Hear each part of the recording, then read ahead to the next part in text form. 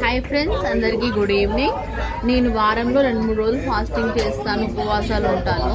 నన్ను ఒక్క రోజు కూడా బతిమలాడలేదు మమ్మీ. చెల్లి ఇప్పుడు అన్నం తినను అంటే గుడ్లు తెప్పించింది, పన్నీర్ కర్రీ అంట. చూడండి ఫ్రెండ్స్, పన్నీరు ఇంకా ఏంటి, వెజ్ బిర్యానీయా? చెప్పు, వెజిటేబుల్ బిర్యానీ. ప్రేమతోని బతిమలాడుతుంది, తినమ్మా తినమ్మా, లేకపోతే బయటకు వెళ్ళి బ్రెడ్ తేవాలా అమ్మా, ఎగ్స్ ఆమ్లెట్ వేసి ఇవ్వాలా అమ్మా, ఇంకేమేమంది మధు.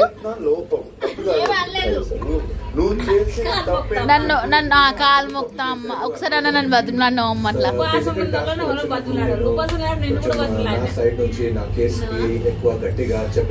సో మొత్తానికి పన్నీర్ కర్రీ బాగుందా మధు?